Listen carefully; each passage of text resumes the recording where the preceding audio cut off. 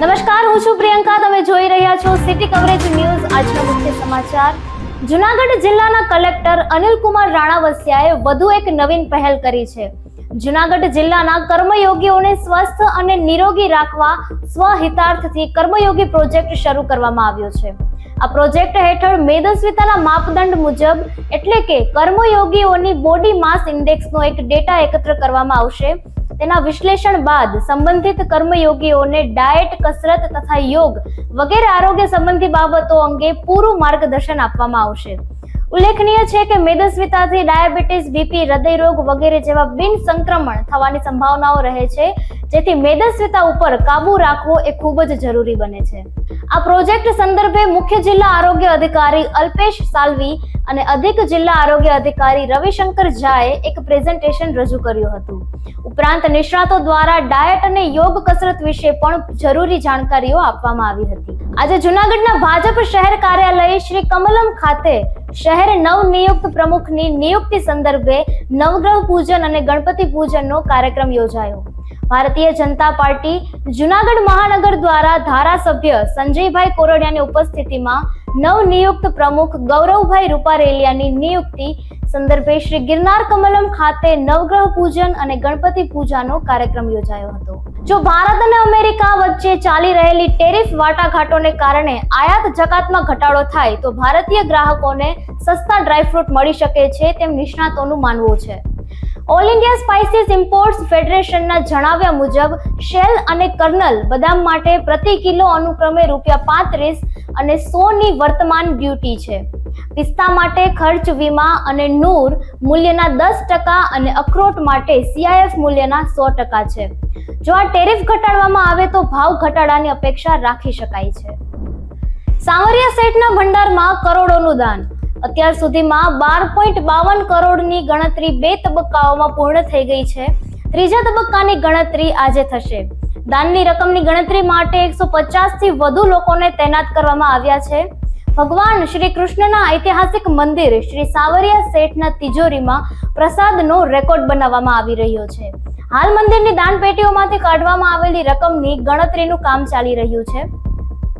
શ્રી સાવરિયા સેઠ મંદિરના તિજોરીમાં મળેલા દાનની ગણતરી 14 માર્ચથી હોળીના તહેવાર નિમિત્તે શરૂ કરવામાં આવી હતી, જેની ગણતરીના 2 તબક્કા પૂર્ણ થયા છે અને અત્યાર સુધીમાં 12,52,20,000 રૂપિયાની ગણતરી પૂર્ણ થઈ ગઈ છે. આજે ત્રીજા તબક્કાની ગણતરી થશે, જે કુલ દાન પેટીઓની ચોક્કસ રકમ જાહેર કરશે. આ વખતે મંદિરનો ખજાનો લગભગ 1.5 મહિના પછી 14 માર્ચે ખોલવામાં આવ્યો છે. ગણતરીના પહેલા તબક્કામાં 7,55 લાખ રૂપિયા મળી આવ્યા હતા, જ્યારે ગણતરીનો બીજો તબક્કો સોમવારે પૂર્ણ થયો હતો, જેમાં 4,97,20,000 રૂપિયા મળી આવ્યા હતા. ગણતરી 6 તબક્કામાં પૂર્ણ થવાનો અંદાજ છે. આ પછી ગિફ્ટ રૂમમાં મળેલા સોના ચાંદી, ઓનલાઈન ટ્રાન્સફર, મની ઓર્ડર અને ઓફરોની પણ ગણતરી કરવામાં આવશે. આ સંપૂર્ણ પ્રક્રિયા CCTV કેમેરા અને મેન્યુઅલ કેમેરાની દેખરેખ હેઠળ હાથ ધરવામાં આવી રહી છે, જેમાં જિલ્લા વહીવટી તંત્ર અને બેંક અધિકારીઓની હાજરી પણ સુનિશ્ચિત કરવામાં આવી છે. ડિસેમ્બરમાં થયેલી છેલ્લી ગણતરીમાં 35 કરોડ રૂપિયાથી વધુનું દાન મળ્યું હતું, જે અત્યાર સુધીનો સૌથી મોટો રેકોર્ડ છે. તે સમયે મંદિરને લગભગ 2.5 કિલોગ્રામ સોનું, 1.5 ક્વિન્ટલથી વધુ ચાંદી અને વિદેશી ચલણ પણ મળ્યું હતું. આ વખતે પણ મોટી સંખ્યામાં ભક્તોએ તેમની શ્રદ્ધાના પ્રતીક તરીકે પ્રસાદ ચઢાવ્યો છે, જેના કારણે મંદિરમાં દાનની રકમ સતત વધતી રહે છે. નોબલ યુનિવર્સિટી સંચાલિત નોબલ નર્સિંગ કોલેજનું ગૌરવ. નોબલ નર્સિંગ કોલેજની વિદ્યાર્થીની ગુજરાતભરમાં પ્રથમ આવી છે.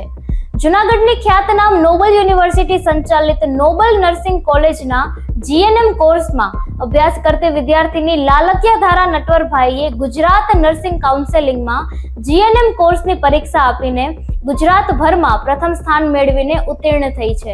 આ પ્રસંગે વિદ્યાર્થીની દ્વારા નોબલ યુનિવર્સિટી તેમજ જૂનાગઢનું ગૌરવ વધારવામાં આવ્યું છે. ત્યારે આ સફળતા બદલ વિદ્યાર્થીનીનું જાહેર સન્માન કરીને નોબલ યુનિવર્સિટીના પ્રમુખ નિલેશભાઈ ધુલેશિયા, ઉપપ્રમુખ Shri Girishbhai Kotecha, managing trustee Shri VP Trivedi, co managing trustee KD Pandya, provost doctor HN Kher તથા નોબલ નર્સિંગ કોલેજના પ્રિન્સિપલ વિપિનભાઈ પંડ્યાએ અભિનંદન પાઠવ્યા તથા વિજયાબેન ધુલેશિયા તથા વનિતાબેન ટીલવા દ્વારા પુરસ્કાર આપવામાં આવેલ છે.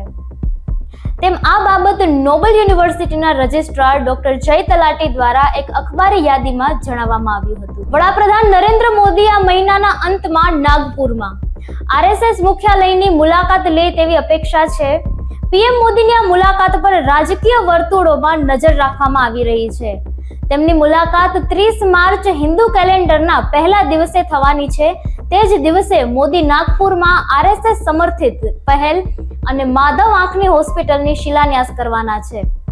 ઉદ્ઘાટન સમારોહમાં મોદી આરએસએસ વડા મોહન ભાગવત સાથે સ્ટેજ શેર કરશે, જે 2014 પછી ત્રીજી વખત અને 2024ની લોકસભા ચૂંટણી પછી પહેલી વખત હોઈ શકે છે. કાર્યક્રમ પછી મોદી નાગપુરના રેશમબાગ ખાતે આરએસએસ મુખ્યાલયની મુલાકાત લે તેવી શક્યતા છે.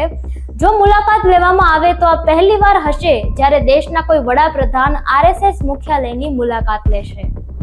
સિટી કવરેજ ન્યૂઝના ડેઈલી અપડેટ માટે અમારી ચેનલને લાઈક કરો, શેર કરો અને સબસ્ક્રાઇબ કરો. આવતીકાલે ફરી મળીશું નવા સમાચારો સાથે. City coverage news Junagadh.